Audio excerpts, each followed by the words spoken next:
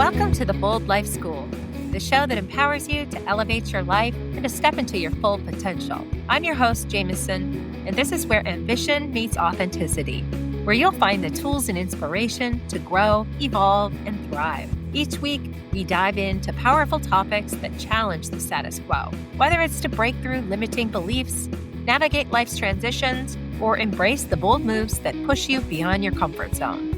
Now let's get into today's episode.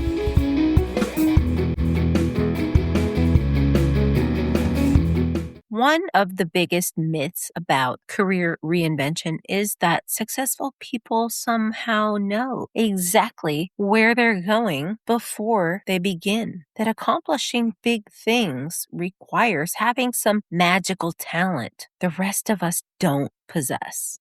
Well, that's not true.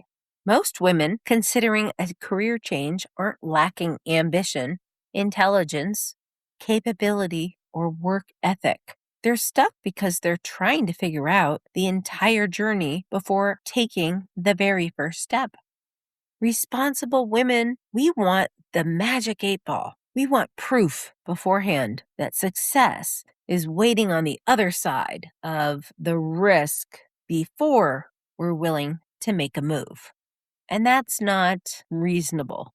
Women know something needs to change, but they're often unsure of what comes next. And I understand that feeling because I've lived it multiple times. I've left one career and entered another strategically. I've spent years figuring out where I belong. Should I stay? Should I go?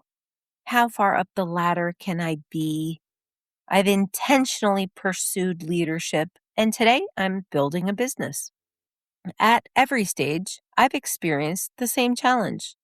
I could see that my current path no longer fit for whatever reason, but I couldn't yet see the full path ahead. Looking back now, I've realized that every major transformation I've made followed the same process. The destination changed, but the framework didn't. And that's important because career reinvention isn't about having all the answers up front.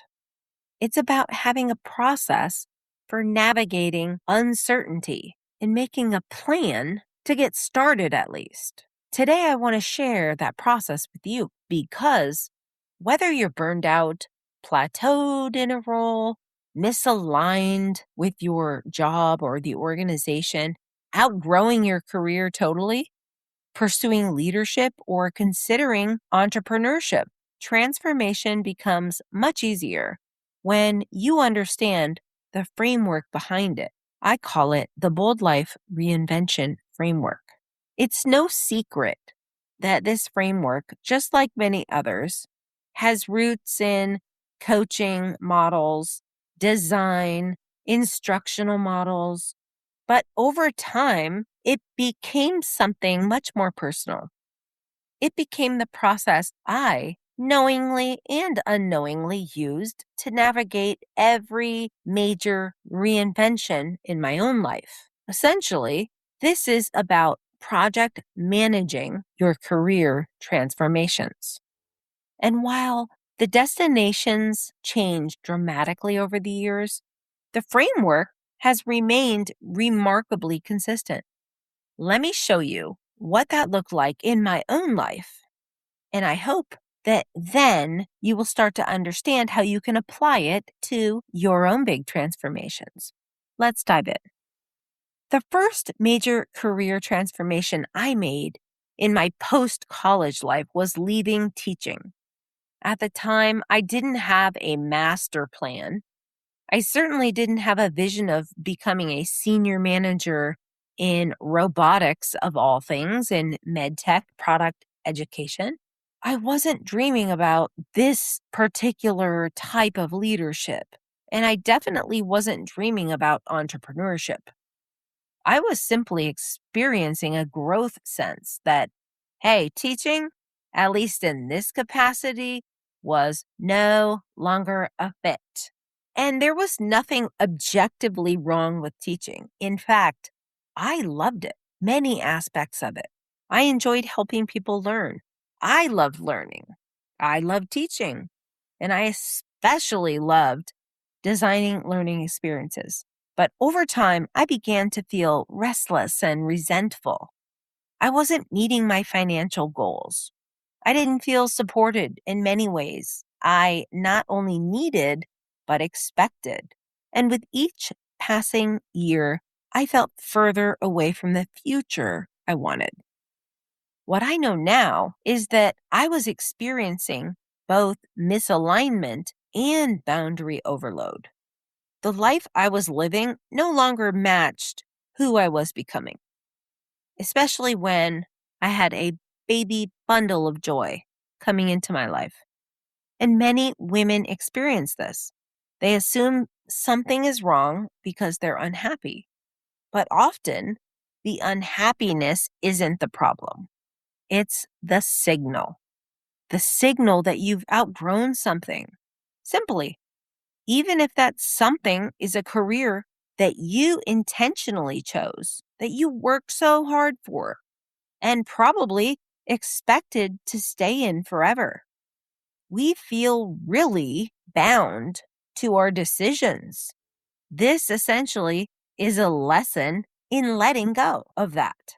I reached a point where I could no longer ignore the gap between what I was giving and getting and what I needed and where I wanted to go.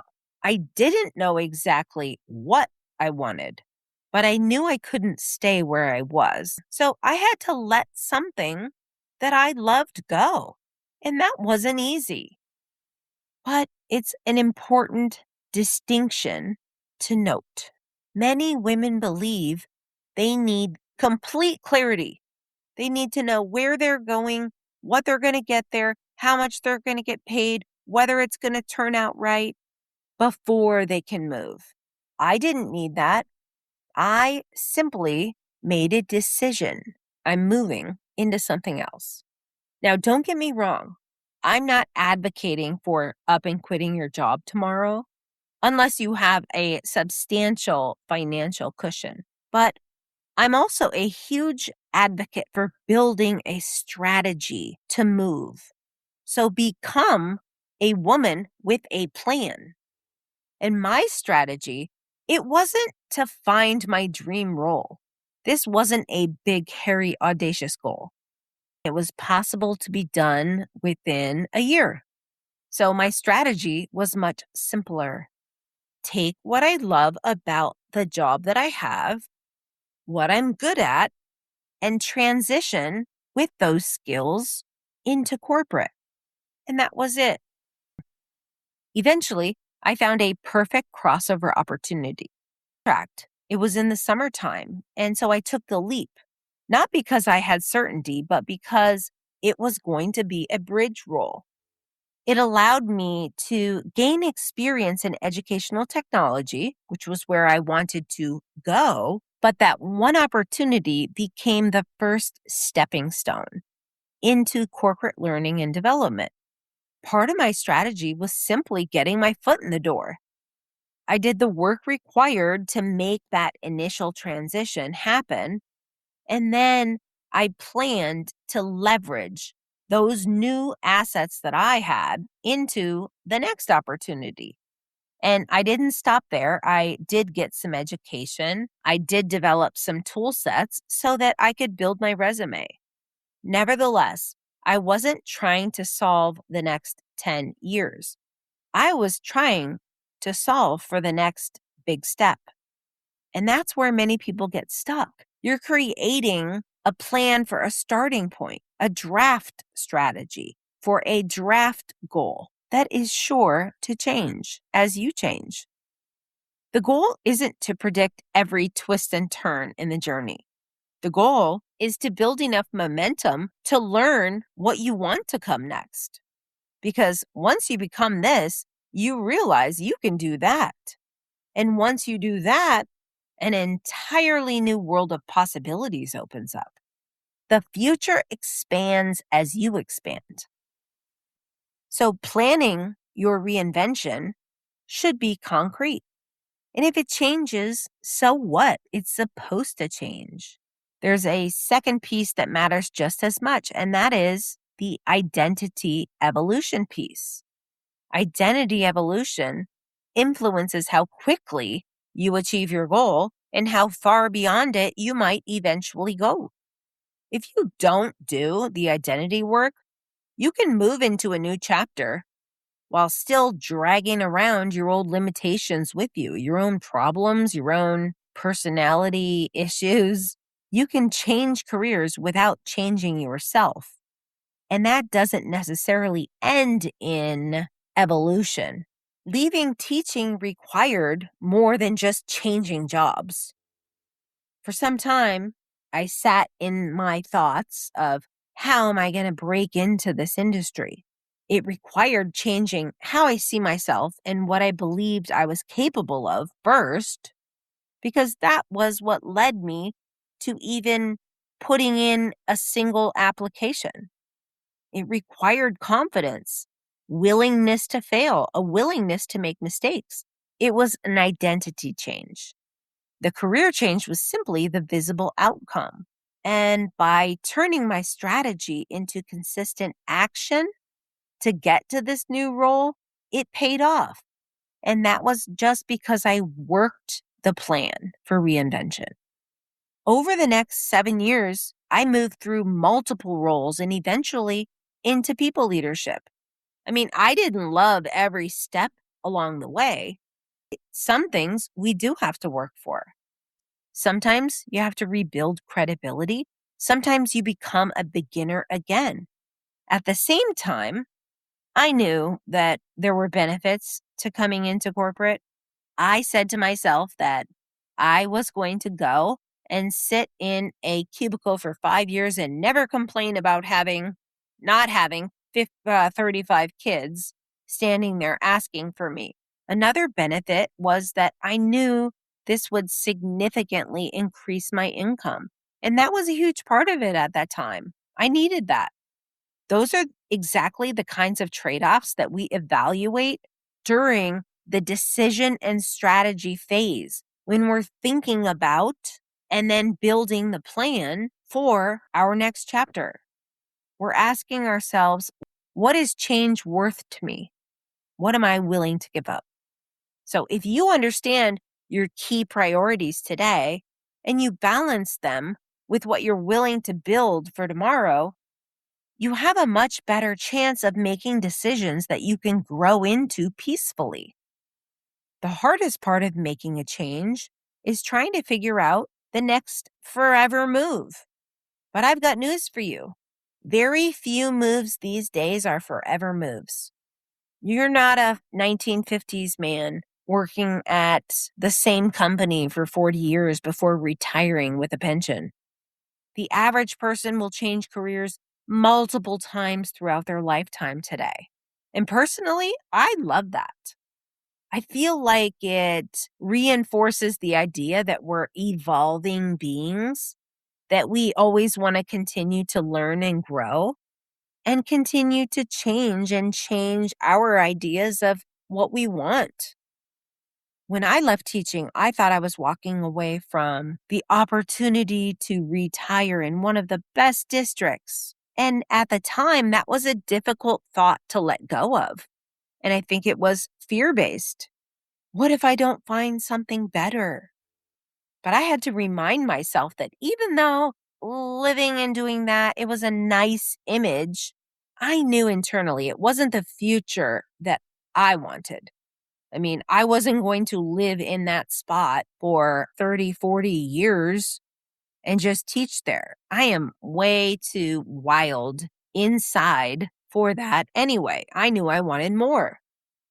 I thought because I'd earned a master's degree and a teaching credential, though, that teaching was supposed to be my final destination. But it was simply the first quest. And for a short time, leaving teaching felt like the entire transformation. Like, oh, I've done it. I made the jump. But now I can see it was simply the first application of a framework that I would use over and over again throughout my life. That's one of the biggest lessons I want listeners to hear today. The framework of transformation, of reinvention, matters way more than the specific goal. Because once you understand how the transformation framework works, you can apply it to almost any challenge, opportunity, or reinvention you encounter throughout your career. You simply follow the plan to get results. When I entered corporate, I thought I had solved my problem. I had escaped the career that no longer fit, right? Mission accomplished. Except it wasn't, because very quickly another gap and another aspiration appeared. This time, the problem was that I still hadn't found my place. I was learning, growing, and building skills. You can't just take a leap or pivot into a new career direction and expect it to happen overnight. We have to be willing and diligent about doing the work to fill the gaps that we have to get there. But over time, I found myself increasingly drawn towards education, technology, innovation, and eventually MedTech. I wasn't following some perfectly designed master plan that said, yeah, I want to work in this area at all. But I was paying attention. I was gathering clues. I was noticing what energized me, what challenged me, and where my strengths seemed to create the most value. And despite the fact that I didn't identify ever as a medical science person, here I was, starting to feel really competent within this industry. And eventually, another realization surfaced. I didn't just want to contribute, I wanted influence, I wanted leadership. I realized it was really a desire for greater impact. I wanted a larger voice. I wanted this greater responsibility. I wanted the opportunity to shape outcomes rather than simply execute them under other people's direction. So again, here is a goal. You make a decision, you're totally aware of it, you make a decision, and then you move into the action steps and the identity preparation so that when you get there, you feel ready for it. Your identity has shifted probably at least 75% to the point where you're ready to pick up the job and then learn in that capacity. So, moving into leadership was one of the biggest decisions of my professional life, right? It didn't just happen to me, but at some point, I decided that I wanted to go there. I decided that I was willing to put into the work to grow into it. And for all of us, it's the same. You decide you're willing to take responsibility for creating opportunities, for removing roadblocks, instead of waiting for magic or for someone else to hand these opportunities to you. You intentionally upskill. You absorb every lesson, opportunity, and experience available to you. Well, that's what happened for me. I made the decision that leadership wasn't just something I admired. It was something I wanted to achieve, but I also knew it was someone that I wanted to become. That journey took years, and that's exactly why I think it's important to share. We often look at someone's title and assume, oh, they got there quickly. There's just something better about them than me. But what we don't see is everything that happened underneath. I made a lot of mistakes. I built credibility. I expanded my skill set. I improved in a lot of ways. I'm a naturally strategic person, but maybe that leaves some opportunity for me to learn about the more detailed, analytical, technical things. So I had to lean into any gaps that I identified within myself. And not just to learn those things, but to learn how to demonstrate those things to leadership, to figure out how to show up so that the work I'm doing is being valued by those people in charge. every step revealed the next step almost naturally. The strategy that I followed evolved continuously because I was being reflective and I was starting to understand myself and what would make me happy. So I continued at every step and every milestone to pivot a little bit in terms of what my goal was. What started as a quest to leave teaching eventually became a quest to find my niche. Then it became the quest to become a leader. Different goals, same framework. And this was perhaps the biggest identity shift of all. I had to stop measuring my value solely based on what I personally accomplished in an organization. I had to stop thinking like an individual contributor and start thinking like a leader.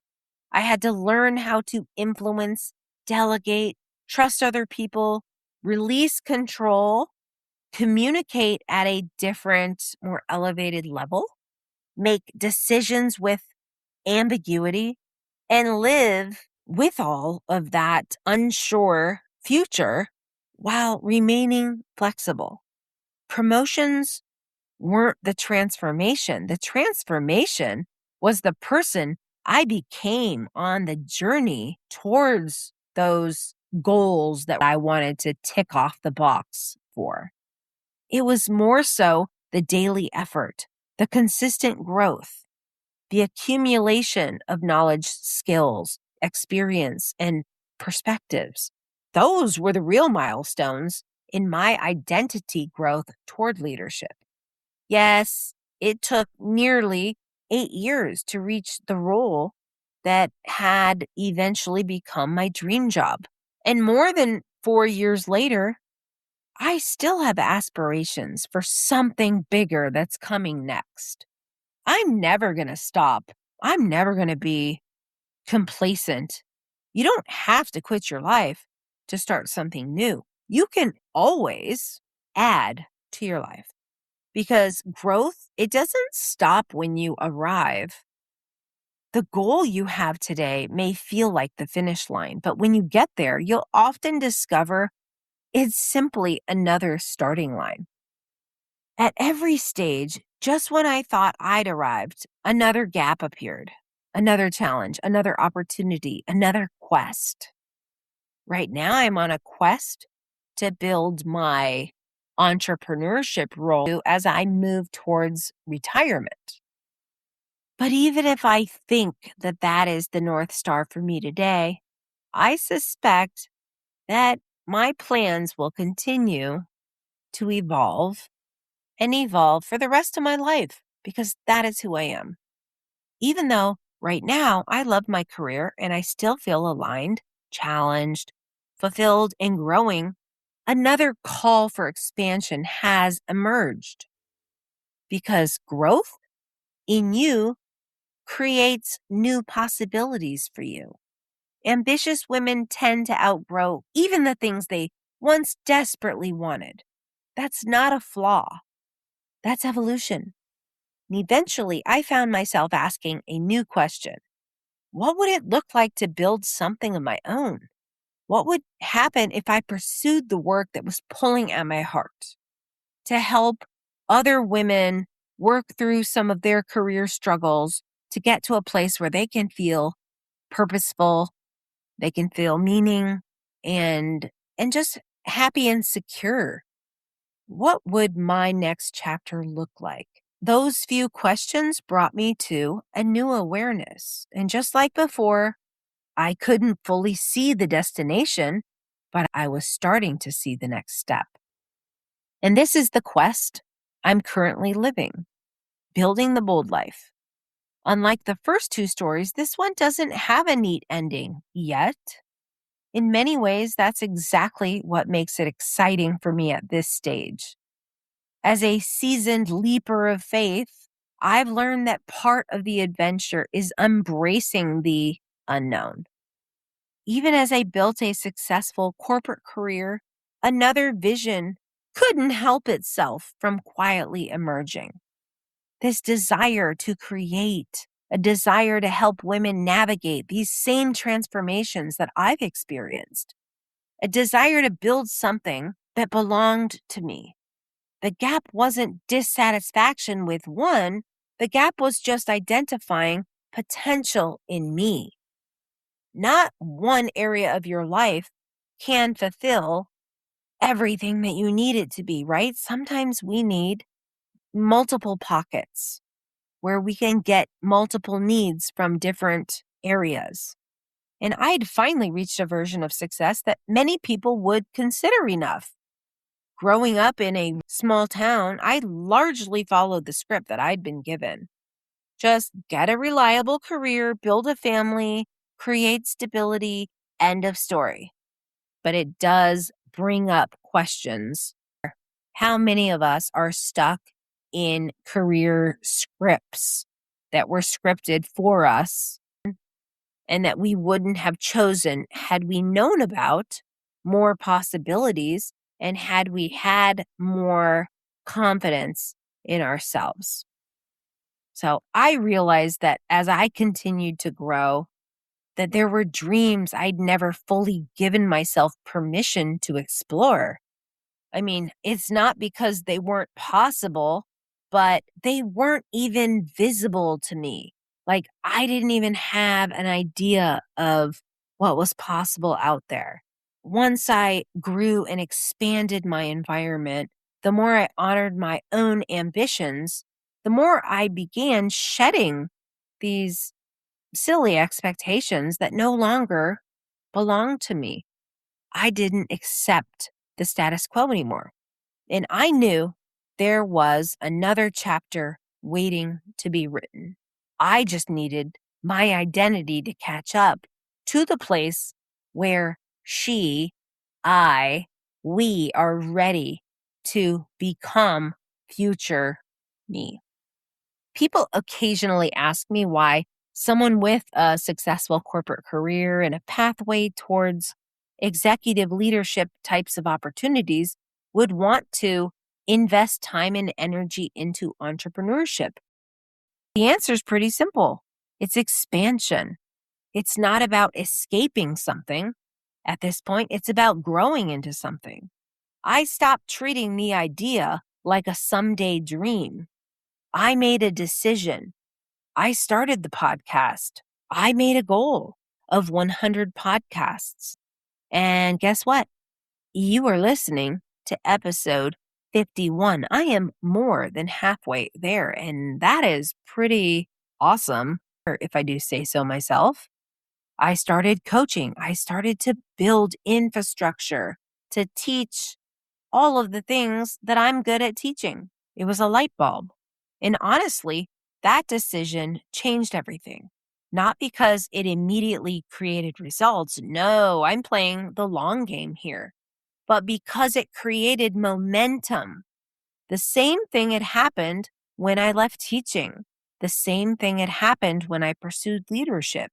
Movement, just getting started on your plan, changes everything. It kicks you into gear to keep moving towards your dreams. Not because movement guarantees success, but because movement creates that clarity and more clarity. And all of the sudden, you've really niched down into a particular area that you want to focus on for the next and near term. Podcasting, writing, coaching, programs, offers, experiments, refinements. Some things work, some didn't, but movement created that clarity, not the other way around. I didn't know what was going to happen because this quest was never just about building a business. It was about proving to myself that I could show up authentically and allow myself to be seen. It was about shifting that identity. That was the challenge. That was the why. That was the momentum. And just like every other reinvention, the strategy, of course, it wasn't perfect because I wasn't perfect. It was simply the bridge to the next thing. So entrepreneurship has required another identity shift, a big one. Founder, creator, thought leader, business owner, marketer. You have to pick up a lot of hats in this startup atmosphere. Those identities don't magically appear because you launch a website, right? You have to grow into them by continuing to show up, by continuing to do the work, by taking risks, by failing, by becoming more visible than you want to be, by allowing yourself to be vulnerable, sharing ideas before they're perfect, and creating before you're ready. You create it now and you can refine it later, but get going. And honestly, I'm still growing into this identity, and that's going to take some time. Just like I was still growing into leadership years after becoming a leader, just as I was still growing into corporate years after leaving teaching. You don't become the person first and then pursue the goal. You pursue the goal and become the person along the way. Then you recalibrate, you reassess. Every month brings new lessons, insights, adjustments, and opportunities. The strategy continues to evolve because transformation's never a straight line. It's an ongoing process of adaptation. And maybe that's the most important lesson of all. None of these quests were visible when I started the previous one. I had no idea where I was going. When I left teaching, I couldn't see leadership in corporate. When I pursued leadership, I couldn't see entrepreneurship on the horizon. When I started the Bold Life, I couldn't see what it might eventually become. But it's becoming clearer to me every day. The future revealed itself because I kept moving, not because I figured everything out in advance. That's why I believe so strongly that career reinvention isn't about predicting the future. It's about becoming the type of woman who can create what she sees as a possibility. When I look back, I see 3 very different reinventions: leaving teaching, finding my niche and pursuing leadership, and building a business. 3 different goals, multiple milestones, different challenges for different reasons. But underneath each transformation was the exact same process: the Bold Life Reinvention Framework. First, awareness. I recognized the gap. Then I made the decision. Then I built the strategy. Then I became the person. Then I recalibrated relentlessly. It's a giant cycle of going through the whole pattern again and again to see if you're on the right track, to reorient yourself. That's the framework. And that's exactly the work we do at the Bold Life. Most women don't need just information. What they need is a process for turning that awareness into action, moving from confusion to clarity, and navigating uncertainty or mistakes without getting stuck in it and quitting. And often they need an objective perspective to help them move through each of these phases, because transformation isn't easy. It's rarely linear in a straight line from 0 to 100. Sometimes there are bumps and curves. There are setbacks. Sometimes you have to reroute totally. But those moments aren't proof that you're failing. They're proof you're learning. And every lesson moves you closer to becoming the woman capable of creating the next chapter. In closing, what I've learned through every major reinvention is that transformation isn't reserved for a lucky few. Anyone can do it. It's not a quick path from A to Z, though, either. And it doesn't magically appear if you keep doing the same things that you've always done. Because the goal isn't simply changing careers. The goal is building a career that fits the woman you are becoming. So become a woman with a plan. I'll see you next time.